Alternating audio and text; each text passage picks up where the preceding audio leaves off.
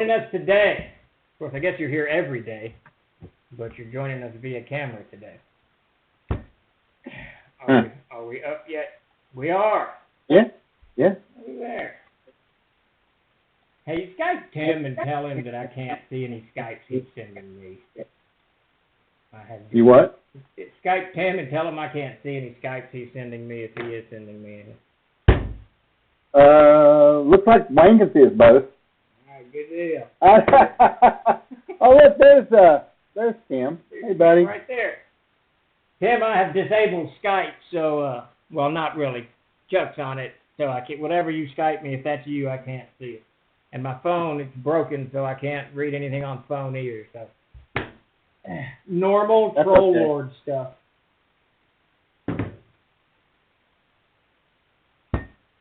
So today we're doing a kind of a roundup, if the horses didn't tell you.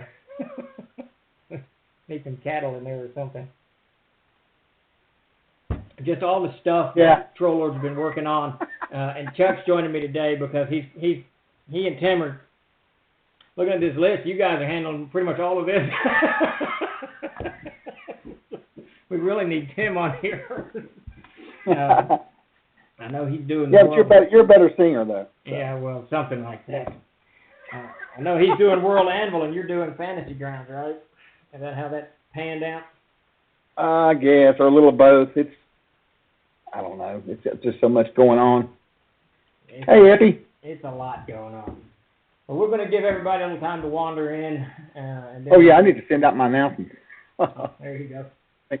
And then we'll dive into all the various and sundry projects we're going. Tim and I have this conversation about every 3 weeks when we're sending out our newsletter. I want to do a very focused newsletter on one item. Tim wants to do all of the items so we don't have to do multiple newsletters. And we have the same discussion over and over and over again. So I did a little research and it turns out he's right. Doing several different topics is the better way to go in the emails, and that's what led in today's Twitch stream. We're going to cover quite a few topics, kind of round them all up. And then get back to normal game talk next week. We got a schedule up too, don't we? What are we doing next week? I can't remember what it is.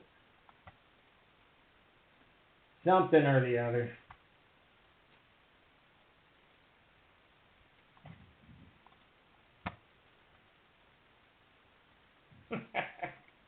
Here's my schedule. It blocked you out, Chuck. What's that? I blocked you out with my schedule. Oh, I'm sorry. Tim was sending me something. Oh, well, yeah, you've got me on there, sort of. That's all right. Looks good now. You're back. I didn't shave. This was sort of a surprise thing, so I didn't get my makeup on or get my hair done or anything, so, you know. Yeah, I didn't either, so we're both good. So next week is running monsters in RPGs. Yeah, we'll get back to regular jibber jabber next week.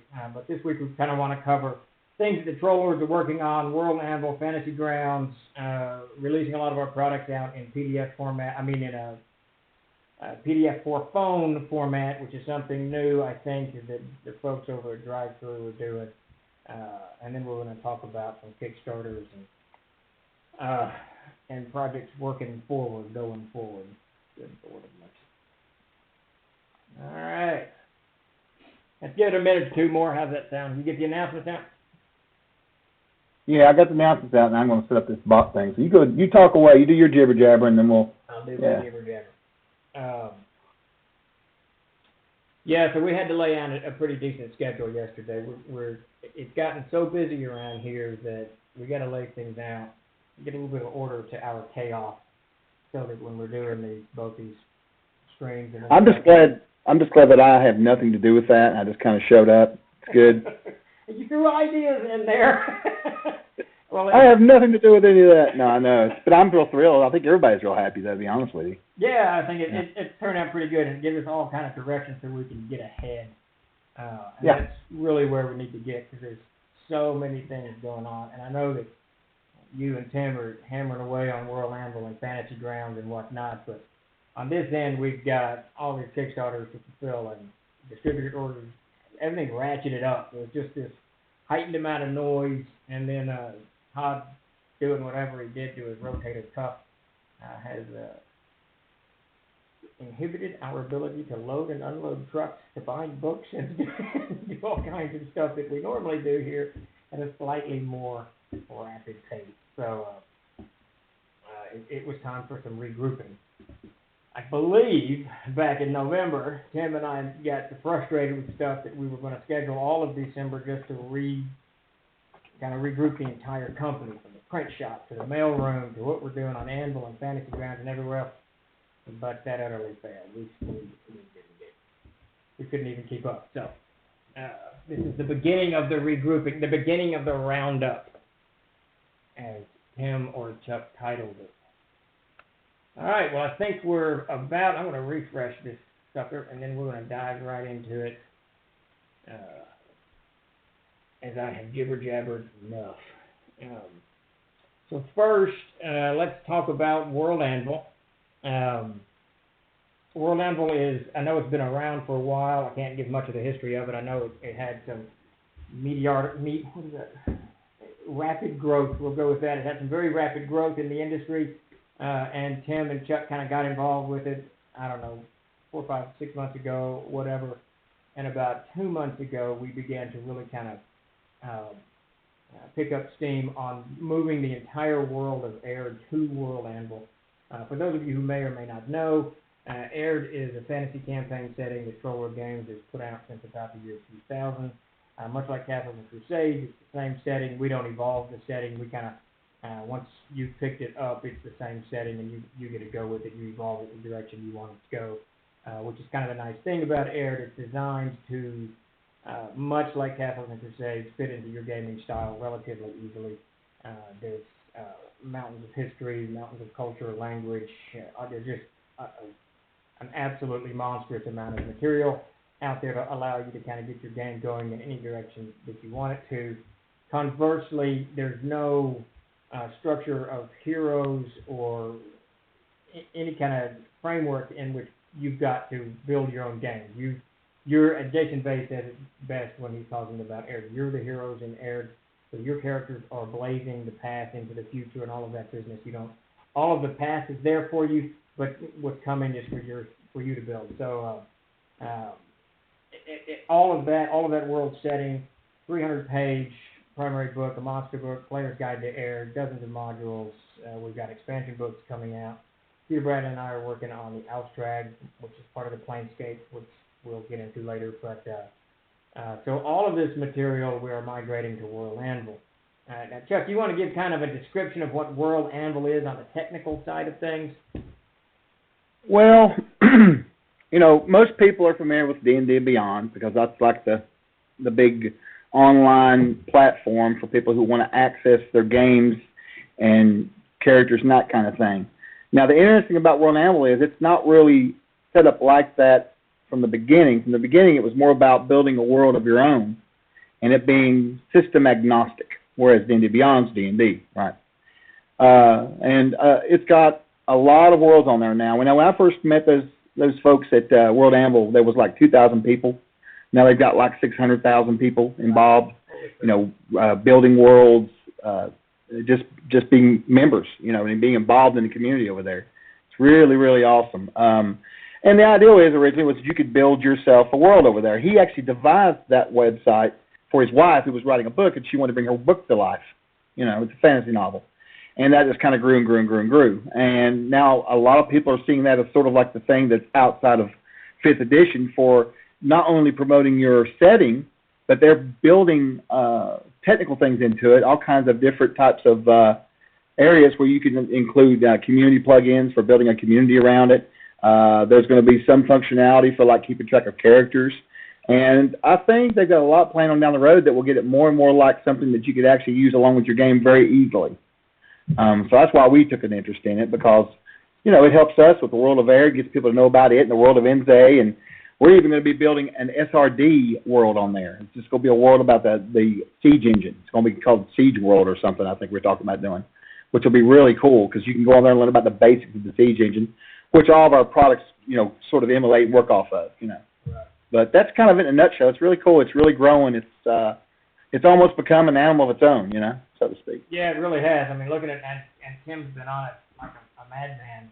And you guys got like what 7 or 8 people now hammering away at.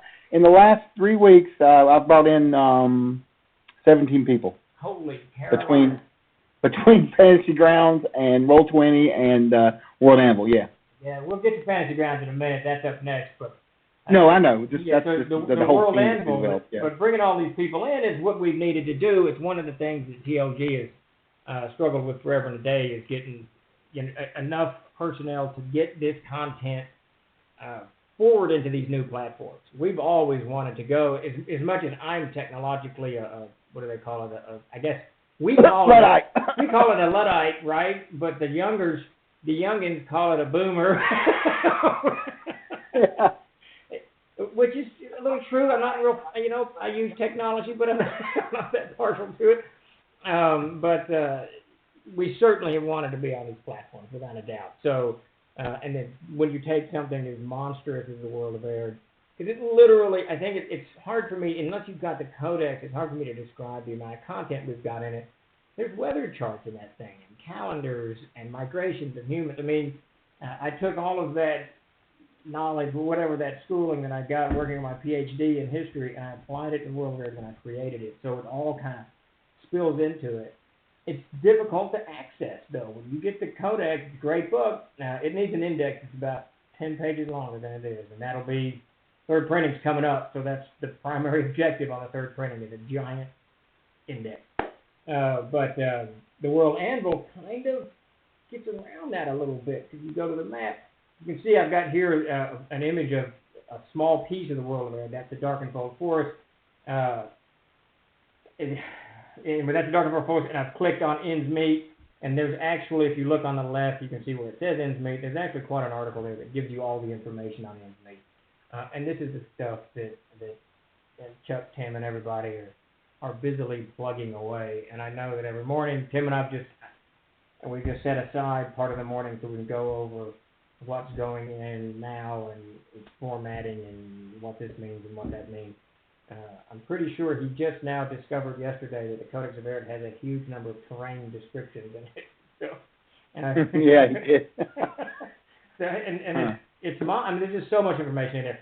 The World Anvil really gets us that a new platform to put that out. Now, the way we're going to do it, and correct me if I'm wrong, and I may be putting out information we shouldn't, but for now, it's free, right? Everyone can just dive in and look at what we've got. And then we'll build in a subscription level coming soon. Is that right? Yes, that is absolutely correct. All right. Yeah, and like Tim was pointing out in the chat, and everything will be linked to that eventually. You can go in there, and even at a free level, you can still look and see what's available, and then, of course, as more levels open up, you'll have access to more information as well as access to our products via World Anvil. Like our expansions and our core rule books and even the adventures. Everything will be on there. Yeah, so you'll be able to dive into World Anvil, get a line in the ropes, get onto the map, and play it right then and there. And you'll be able to keep your own campaign notes there, right? Everything will be on the World Anvil site. There is even a place in there for GMs to keep track of notes for their games and everything. It's nuts, the stuff that they're adding to it. We hope, this is the big hope that I'm praying to the troll god in the sky, that we will rebirth the Knights of the Crusade through World Anvil and have our community there, centered around our different worlds and the siege engine. Yeah, that is something we have tried, I think, 4 times now since PLG's beginning to get an organized play going. Originally with Dungeons & Dragons D20, then we had a Living Air campaign for several years back in 02, 03, 04, and then when Castle of the Crusade came out, we created the Knights of the Crusade Society, but it sort of worked. We got a lot of people in. People got titles, and the more games you ran, the more titles you could have. And if you were just a player, you were a knight, but if you were a DM running or CK running 4 games, you might be a duke.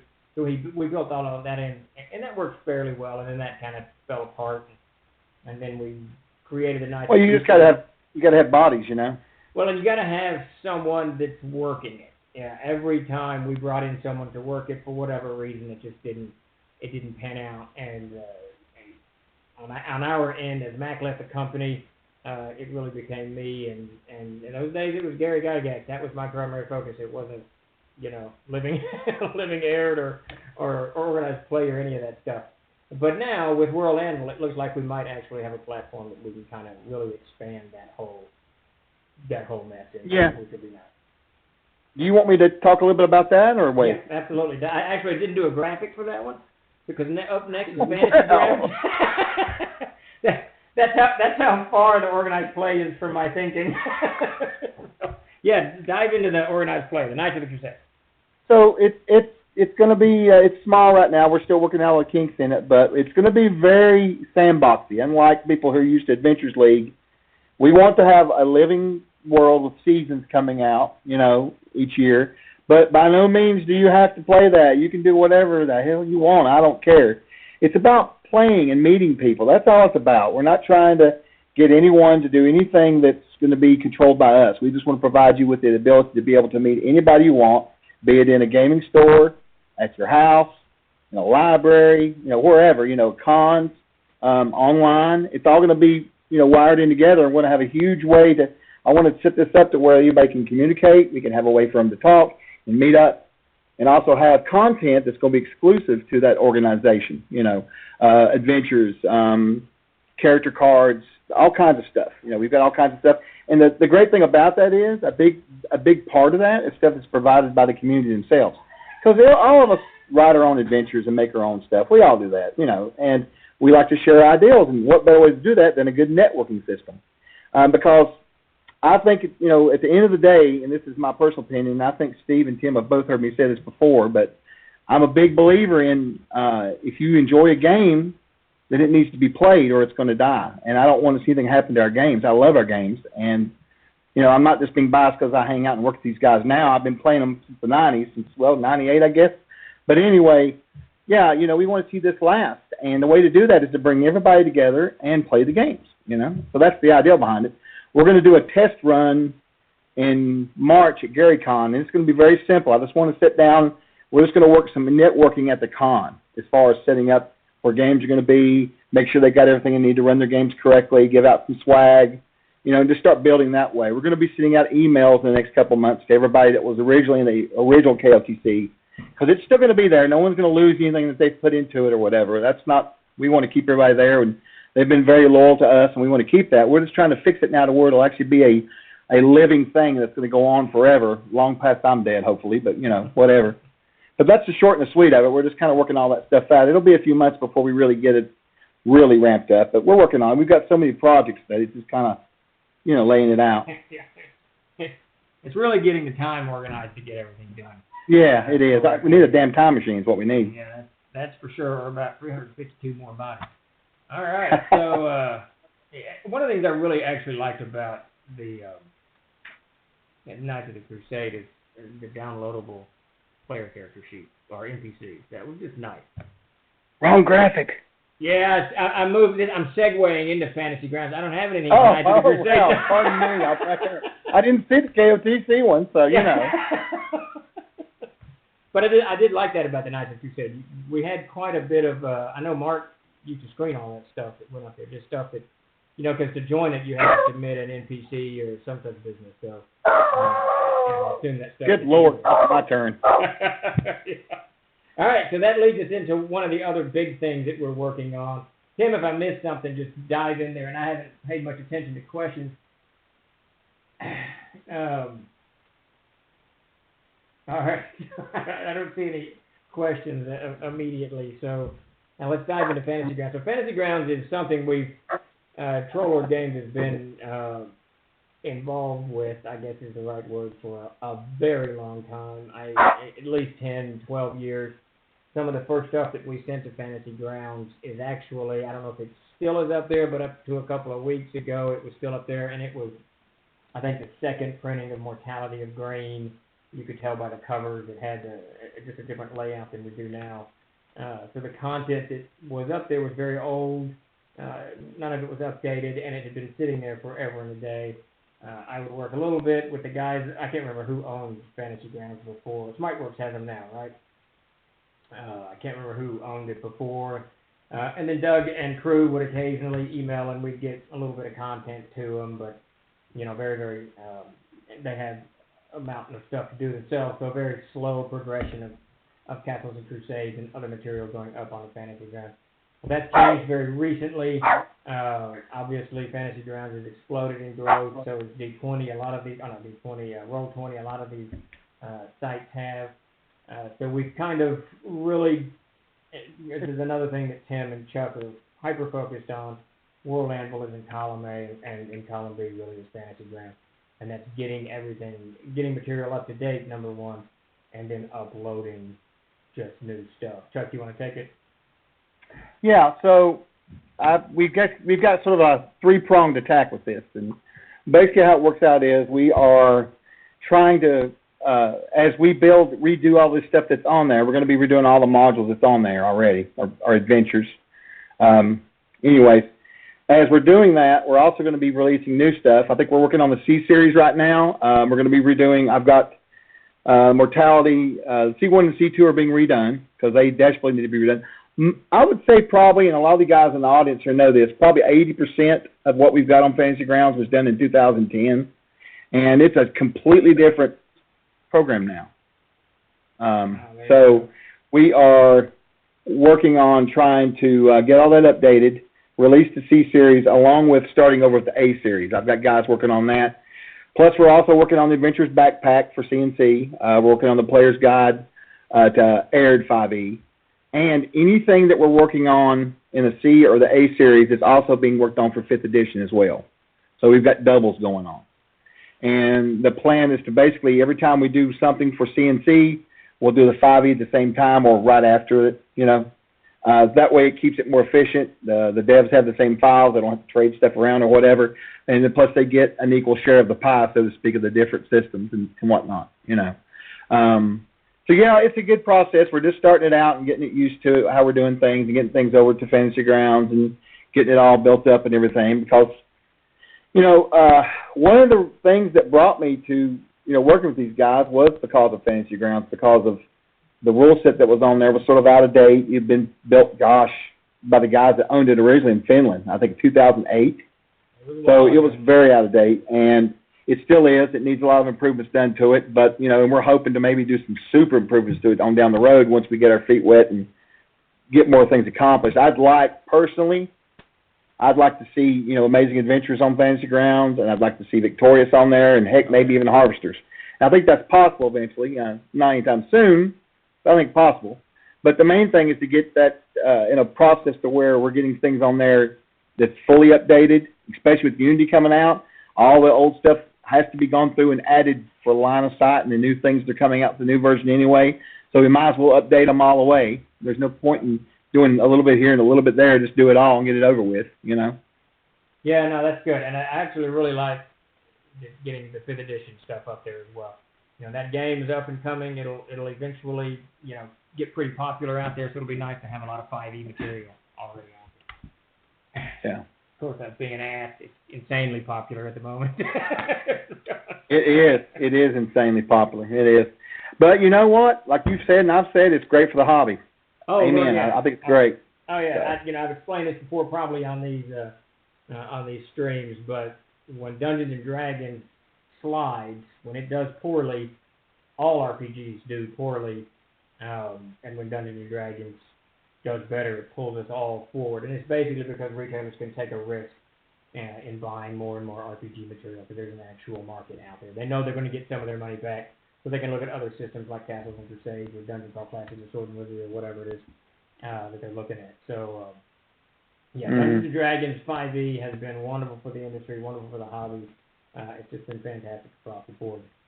And we obviously are just enjoying it on two ends. Not only our Castles and Crusades sales continue to dominate what we do here, but the 5th edition stuff adds a nice, a whole nice wave of new gamers in buying our product, which is great. Absolutely. I couldn't tell you the people that I've saw that's bought our 5e stuff, in print, and they turn right around and get the CNC stuff. I've had, 3 or 4 of my games that I run virtually have all converted to CNC, and they love it. Moons can tell you about it. We were having a great time. I mean, they're all terrified and running for their lives. It's fantastic. It's great. but Well, you know, the fear of the undead has come back, you know, that kind of thing. But old school, I love it. We all love it. But and to add to what you're saying, not only Fantasy Grounds, but we're also looking at, you know, we've got a thing with Roll20 we're working on right now, and then we're exploring some other things that are coming down the road too. So there'll be a lot more virtual play out there. So you can have, for people who want to use web browse play versus a software like Fantasy Grounds or whatever, there'll be different ways to access our content. You know, are we uploading stuff to D20 as well, or Roll20, or do they? We have, I haven't announced it, but we have a contract with them right now, but we are, and I'm working on, we're doing a test run with them right now because their process is a lot different from Fantasy Grounds. Yeah. But yeah, that's the plan. Eventually, I hope that in the next couple of months we'll have some regular stuff going there all the time. We just have to keep the process worked out because it's so different from them. But yeah, that's the plan. I gotta get. And yes, both we're of playing tonight, Moose. I gotta get Sorry. on both of those platforms and run some games on them at some point. That's right. We got to get you on there. Steve's Big Game Virtual. Yeah, there you go. That should be entertaining. I couldn't do 25 people though. I don't think so. I like to walk and gesticulate when I'm doing those games. So I'm not sure that would play over in the Roll20 deal.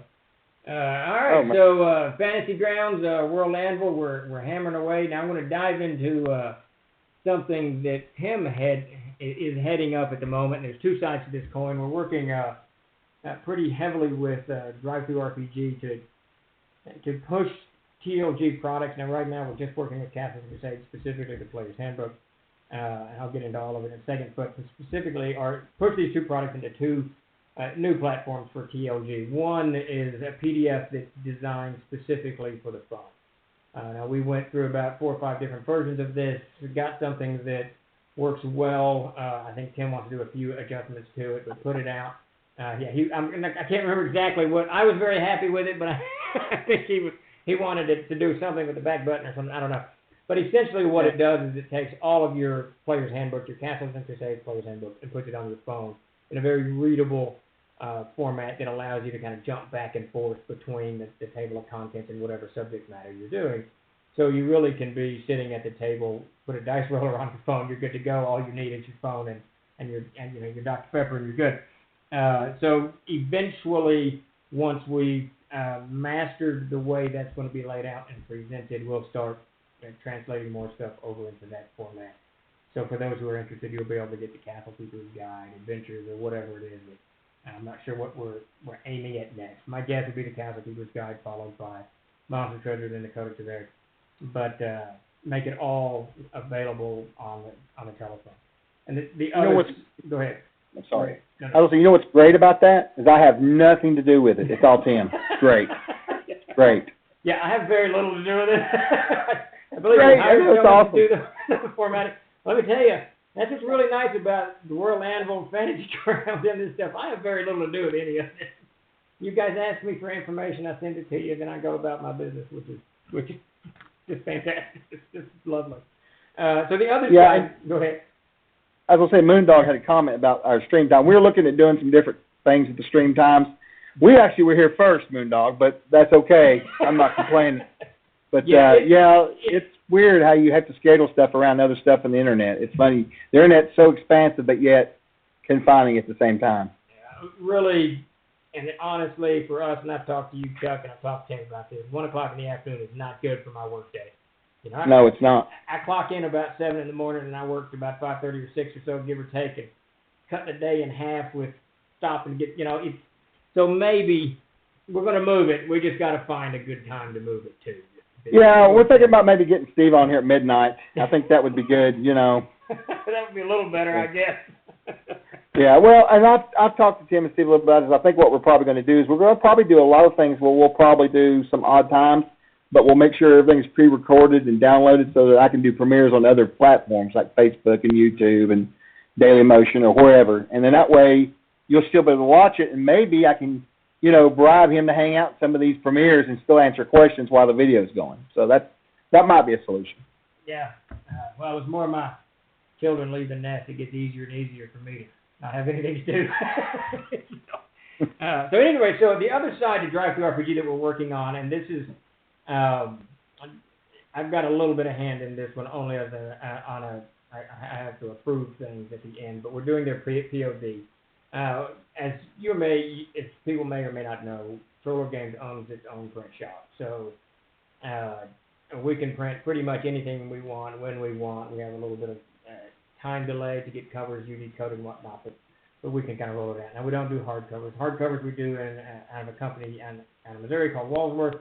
Been with them for about 15 odd years, and with no intent of going anywhere. However, Drive-Thru RPG has a pretty good print-on-demand program that goes with your title.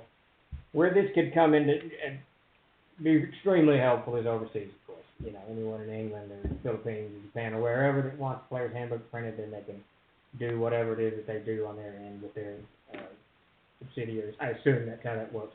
But I'm a pretty big stickler for quality. I want the books to be sound, to be bound well, trimmed well. I don't want text odd and end, in there. There's something. If you look at versions of the Player's Handbook and the Monster Treasure, you can actually see there's things that drive me insane that still crop up. There's this layering on the text. I don't think anyone has ever made a comment to me about it once. I remember talking to Derek Landry about it at Origins a couple of years back, and he was like, dude, nobody sees that. But I see it. It drives me insane. I've commented, but not to you directly, just out in the air. Damn it! No, nothing like that. Yeah, I know what you're talking about. I can't remember which pages it is. I've caught most of them. And it's a layering issue. What's happening? It's when the art on that page is not flattened properly. It layers the art and the text. So you'll have a text with slightly darker print than the page next to it. It drives me absolutely batty. But it's stuff like that I kind of try to keep an eye on. So we're really at the very beginning of this POD program, the Drive-Thru RPG. We've gotten one Player's Handbook printed, sent to me. There were some things I didn't like about it, so I sent it back, and so Tim's in that process of working that. Once we kind of work those kinks out, I think we'll be able to begin adding POD to that side of the Drive-Thru experience, which will be nice for a lot of people. Oh, I love it. I actually get a lot of my old stuff off there to replace that I've lost over the years, from massive floods and hurricanes and swarms of locusts. But, yeah, it's a good place to get it, for sure. So that'll be a nice, along with a PDF phone, that'll be a nice kind of addition. I'm not sure what the time frame is on that. I know I sent all my corrections to Tim Monday, and they're working on it now. So once we get through the first one is done, and I've checked off on it, then it's just a matter of adding it to each product, I think, at that point. So, no, they have to be formatted. Each one has to be formatted correctly. But Tim's hired somebody to do that, so we're golden on that. So long as I don't have to do it, Chuck doesn't have to do it. Well, Peter Bradley doesn't have to do it.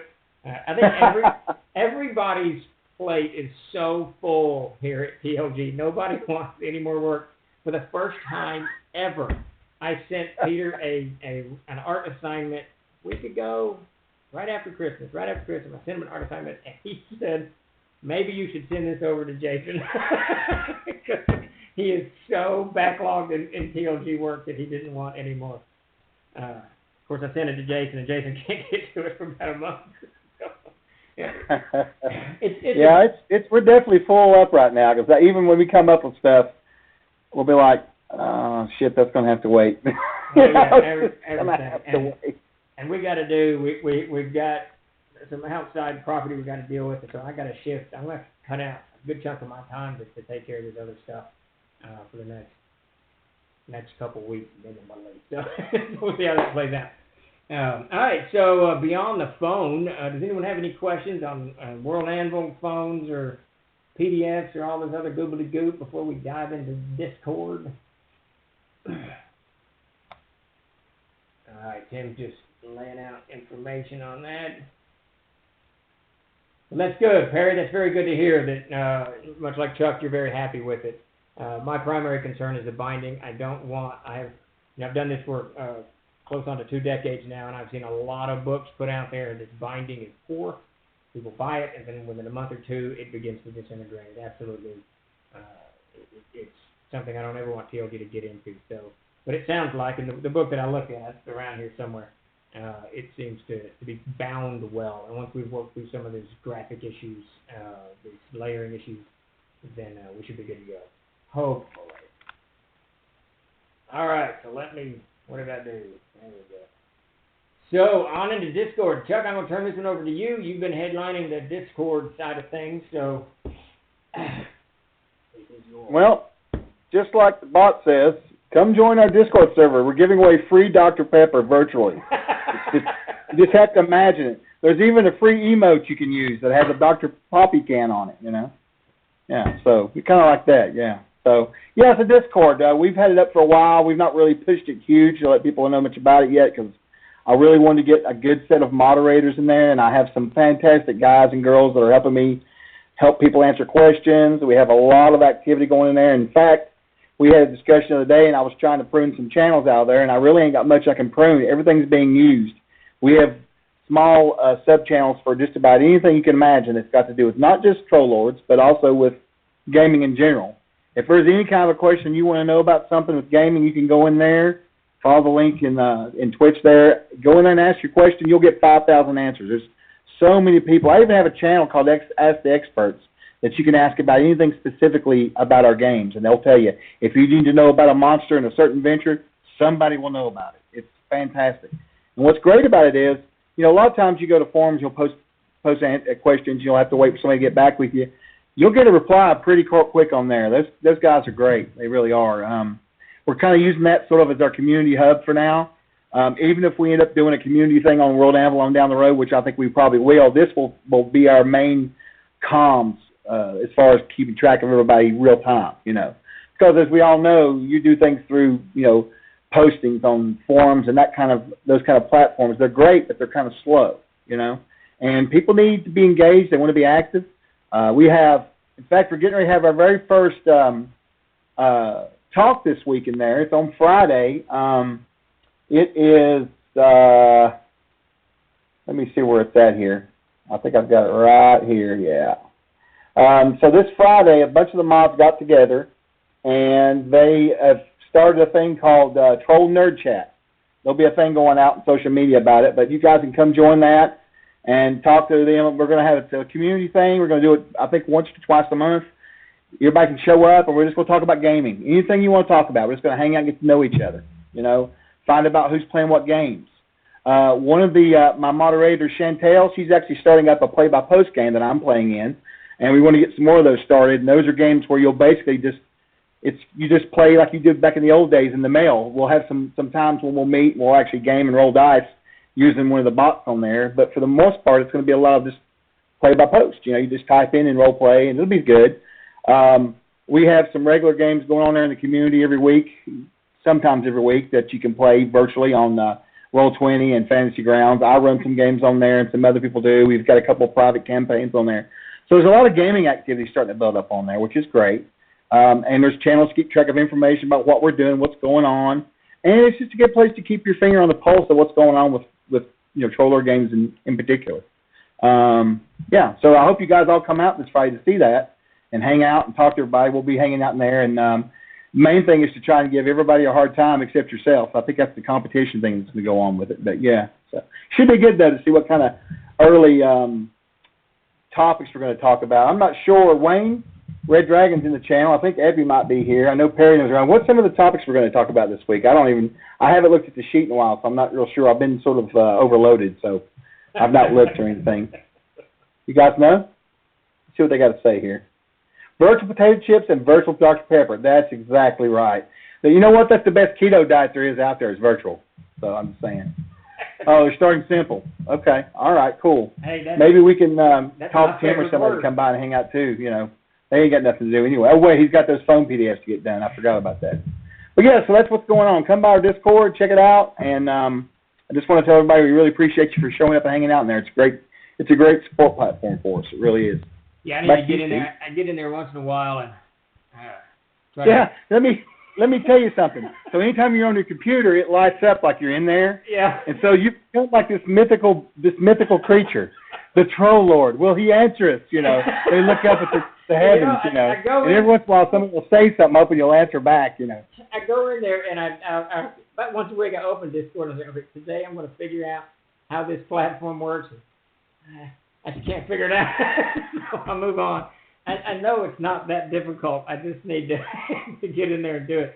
Now, you know, the wife's out Friday night, so I may come in Discord Friday and see what's going on. I don't have anything planned, so.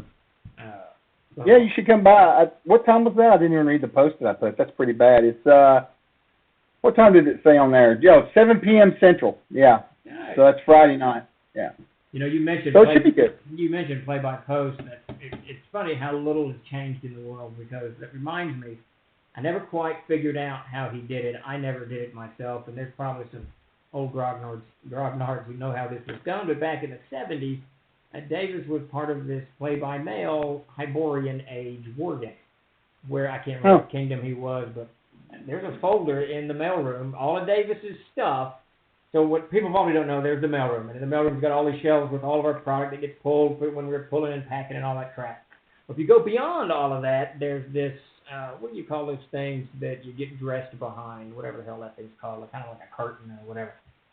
Beyond that thing, that divides the mailroom and this kind of storage area, and beyond that is all of Davis and I's gaming material from the 70s on up, and a bunch of comics.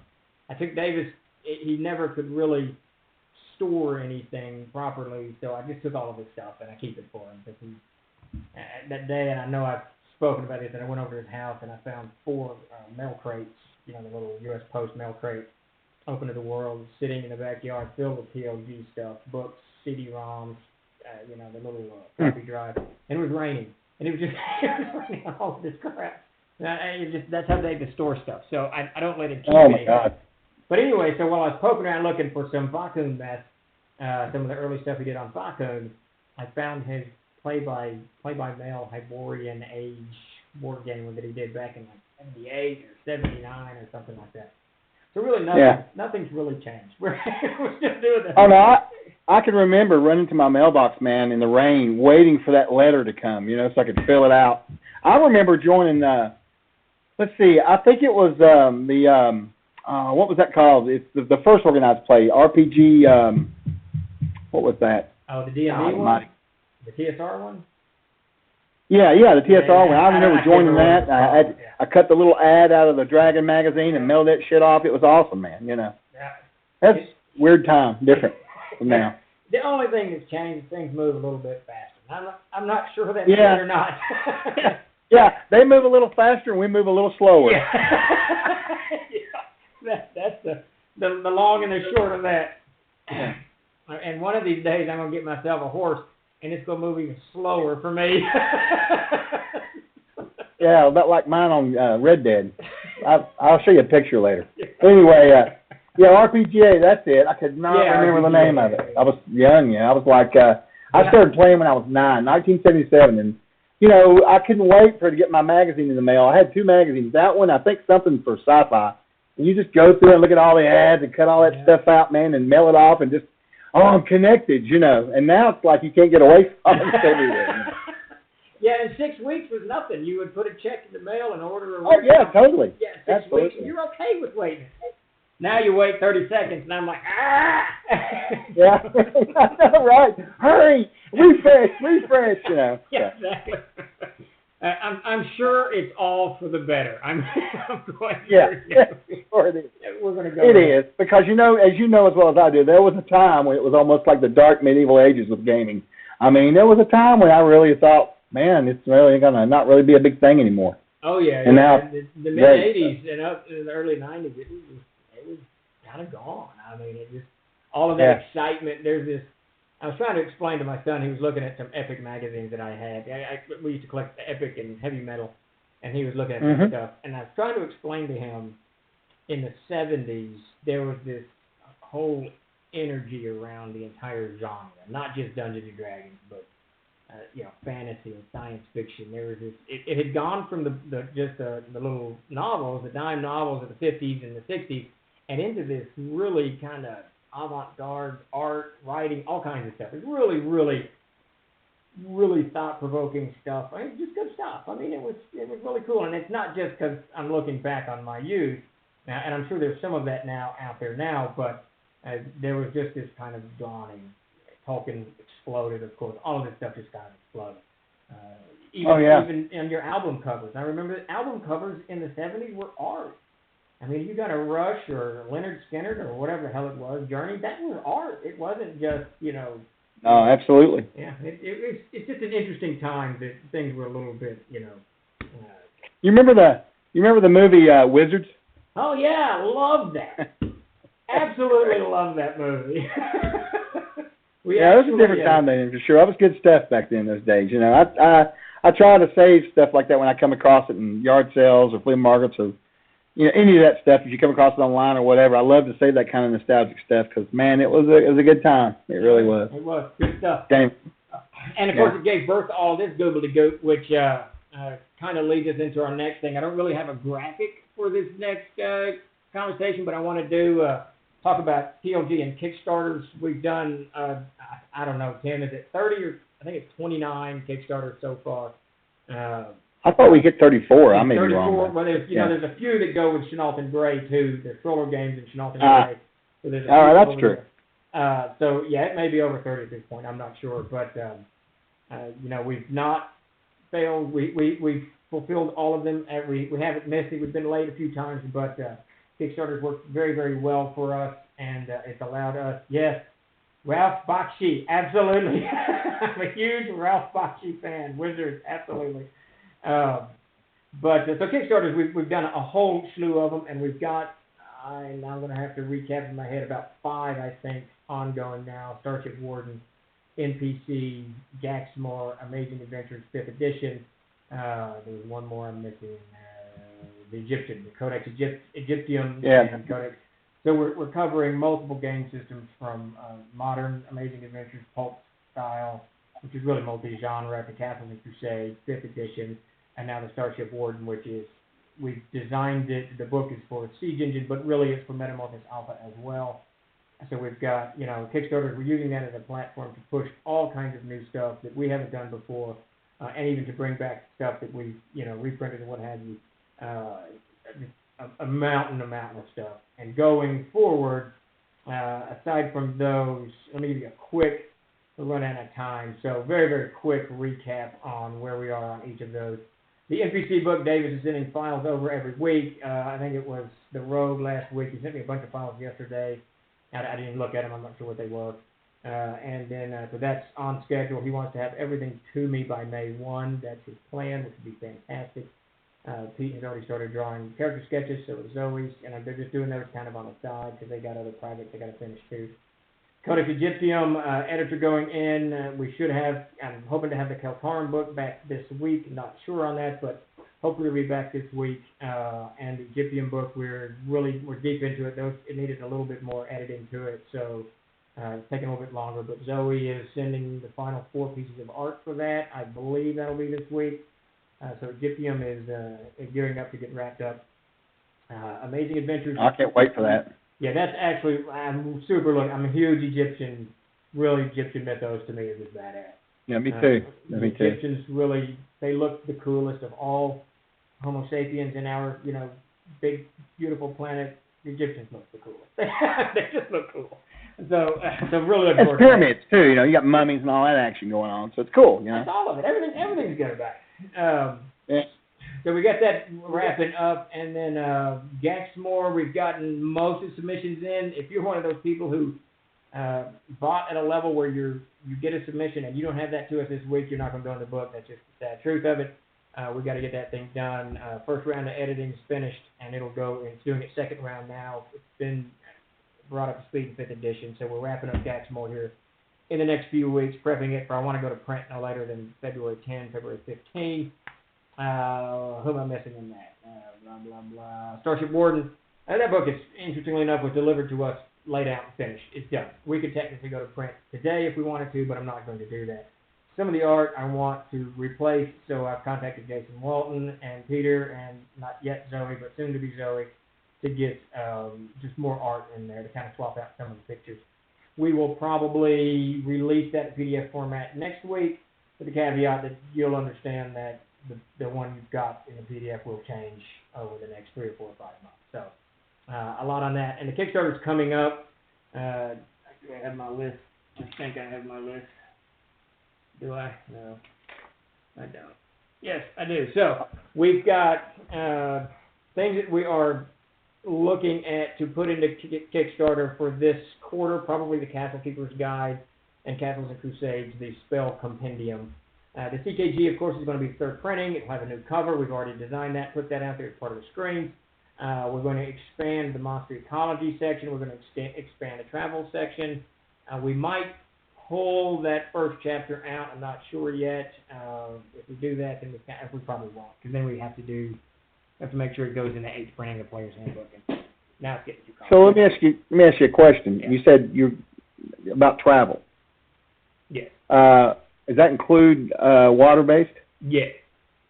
Ah, good, because I'm really wanting to do some Den of Iniquity stuff, and so. Well, that's the funny thing is, the more we put stuff out like Den of Iniquity, which is kind of pirate built, it's built around pirates and all that stuff.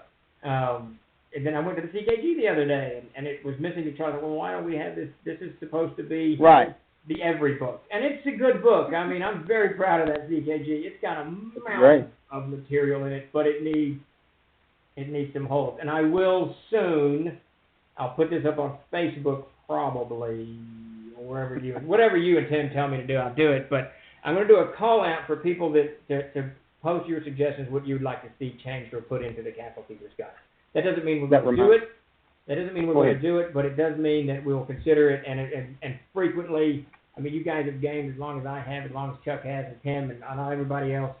So your input is, I cannot stress this enough, it is invaluable. It'll rattle things loose in my head, and, then we can, look at this, it's not in here, we do need to do this. So definitely, if you have thoughts on the CKG, kind of start putting them together, because we're going to do a call out very, very soon. Spell Compendium is rolling out probably shortly thereafter, shortly after that, and it's going to be just a huge hardcover book that's got all the spells from all of our sources that we can gather up, because there's so many books now. The big expansion on this compendium book is I'm going to finish out, we're working on them semi-diligently, getting the rune lore stuff brought up to speed. I think there's 9 schools of runes, and I want them all done and in this book, so everybody has them to play for when we plunge into what I'm most excited about, and what Peter is working on as we speak, is the whole Planescapes and Abstract thing. So all of this is going to dovetail nicely into the Planescapes book, which Davis and I are working on, of Gods and Monsters, 2nd edition, again maybe retitled, which Davis and I are working on, an Abstract, which I am working on, and which Peter is this week trying to finish out level 6 and kind of expand it into level 7, 8, 9, 10, and 11, so that we can get all the stairways and ramps and chutes and ladders and whatever. I just went right into that board game. Whatever else we can into the world of Abstract. Now I'm going to put chutes and ladders somewhere on level 6. I'm going to have a board game called that. But so absolutely monstrous amount of material that we're planning on this year. And in the midst of all of that, the 5th edition version of Mystical Companions is down to like 25 copies. So we got to get it reprinted and out. So not sure how we're going to do that one. But definitely look for the next 2 Kickstarters, Castle Keeper's Guide and Spellbook Compendium, coming to Kickstarter very, very soon. I think that's about it. I think we've kind of covered everything. Anything we missed in there, Chuck? Yeah, I want to make one thing here. I'm just fixing the bottom. I forgot to end this either.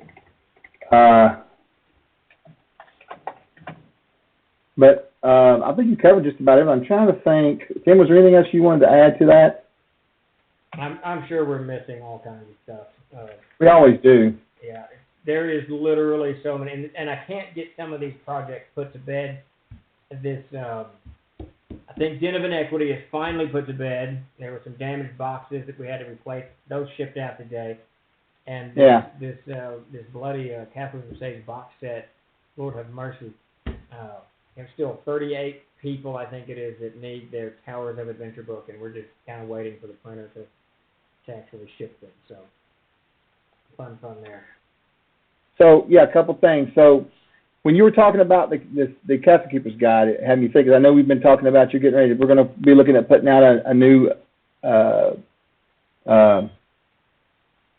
gosh, what's the word? I don't want to say edition. What is the word? A new printing. A new printing. A new printing. God. Do not want to say that at all. But anyway, we had developed, and I put the link in the chat here of the email, If you guys come across any errata or anything you need needs to be revised, please email us at productsupport@trollord.com. Please. We have a tracker now, and we're keeping track of all this stuff so that whenever he goes to work on the Castle Keeper's Guide, we can say, Steve, and I'll hand him 4 or 5 big piles of stuff and say, fix this, or whatever. It's very important because it means a lot to us to make sure stuff's right out there. And, a lot of times everybody makes mistakes, but we need you guys to use your ears and your eyes and your noses to find this stuff for us, Yeah, and that's crazy important to do. And just to point out, and some of it's just the way things have changed a little bit. Though certainly Castles and Crusades is still on the same, it's the same game. Nothing's really changed. But I was reading the CKG the other day, and it said something about magic users, blah, blah, blah, blah, blah. Well, with the release of the Adventurer's Backpack, magic user is now a class. So that word needs to be changed from magic users, blah, blah, blah, blah, to spellcasters, blah, blah, blah, blah. Because the magic user worked before, but now it sounds like it's only the magic user from the Adventurer's Backpack, which is not the case. So it's things like that we definitely want to get right and get changed. If you find it, if you see it, let us know. Can I ask a question? Absolutely. And you may cuss me off screen, I don't know, but this is something I've just thought of now. I want to say 2 words to you, rune lore. So where are we at with that exactly as far as, is that something that we're going to continue to, what do you want to do with that? I know you're kind of divided on that. No, I know what's happening, but there's title confusion. So now you're talking about the book rune lore or the actual rune lore for the spells themselves? Well, that's the problem. It's confusing. I don't know. Because I have people asking me all the time why stuff's rune lore is still for sale, but yet we're supposedly was going to discontinue it. But yet now we have products like that also on Fantasy Grounds as well. So I'm just trying to get an idea of how that meshes and what you want to do with it. It's for sale on OBS and PDF on our site? I think so. Yeah, it needs to be pulled down. That's the first thing that needs to happen. That needs to be pulled down. So what I've done with Rune Lore, so just to let people know, Rune Lore was a book we put out. It was kind of an approach to expanding air that we experimented with, and it didn't work as well as we had hoped. The idea was to put a bunch of adventures together and tie them into these kind of mechanics for players. Well, it broke apart in its execution because we suddenly had a book that players needed and a book that DMs needed, and the DM couldn't just easily hand his book out because there's the adventure. So in its execution, it failed. So we immediately discontinued the idea of that line, and there it sat in kind of limbo forever. So what's going to happen with Rune Lore, the material that there was 3 parts to the book Rune Lore. There was this stuff, the Codex of Air stuff, the Gotland A, which terrain descriptions, and then there was rule descriptions, which were the rune mark and a bunch of rune lore spells, I believe, and then 12 or 13 adventures. I can't remember how many it is. So yeah, small adventures. Yeah. Yeah, and each one of them, each one's like 3 or 4 pages, but they're linked together, as I recall. So what's going to happen? We've already begun this. We've released the Gotland expansion. Codex of Air Gotland expansion book. That's for sale on the site, OBS, and in PDF on our own site. And that took the terrain information from Rune Lore, and it's already available now. Those adventures will be put in their own. It's going to be about an 80-page book. All I need is a cover for that. It's on my list. It's on my short list of things to do. Get a cover for that. And then that will come out as its own, sort of like the Heart of Glass adventure. It'll be, just those, whatever it is, 13 adventures. And it'll be called, I can't remember, Todd wrote the first 2 of those. So it'll be called whatever he called the first one. And then the rune mark itself was moved to the Adventurer's Backpack. And most, but not all, of those rune spells are in the Adventurer's Backpack. So what's going to happen... Well, go ahead. I was going to say, that's where this all come from, because I actually introduced that to some of my players. Yeah. And, man, they took to it like ducks to water. And I'm going to admit, that's one of the better classes I've seen in a while. It's very cool. Yeah, it's very cool. Well, thank you. I like that class, but the problem I have with it is I haven't finished those runes. And those rune schools are insanely important. We got a rune mark at our table Thursday night, and I'm just feeding them like one a week. Okay. It's a problem. Yeah, because I've had them they fought a water elemental last week, and he pulled out a water skin and drew some rune on there, and I let him do this, but that was part of the story. But it was so cool how he thought about using that and making that water skin pull part of the essence of the water elemental into it, which actually did damage to it. Yeah, That's the way it's supposed to be. Well, I just opened, while you were talking, I just opened the Word file called Rooms of Entropy. I'm working on them. So the idea is all of these rooms will be gathered from the Adventurer's Backpack and those that are in the room, although I think, but see, there's also some in the Player's Guide to Eric. All of these are going to be gathered up and put in that spell compendium. So you'll have your alphabetical spells, of course, and then you'll have your wizard charts, magic, whatever, the arcane using charts, and then the divine using charts, and then the rune lore using charts. And I'm going to put all of those schools of runes in there. So that'd be great. It'll be another 120 or whatever it turns out to be. I think there's 10. I can't remember. There's 7 or 10 rune schools. I can't remember what it is. Oh, that's fine. I was just trying to clear that up for myself too, because I really am interested in that. That's that and the skull. Well, we can talk all day about all that, but anyway, yeah, some cool stuff out there. Well, you guys really need to look at Adventure's Backpack if you had. There's some awesome stuff in there. It is. I am just super happy with that book. That book really was a nice compliment, I thought, to the Player's Handbook. It really is. But we've got, that's kind of the thing about the rune mark and his spells ties in with everything that we're doing, from World Anvil to Fantasy Grounds to these kickstarting projects to the Compendium Spellbook.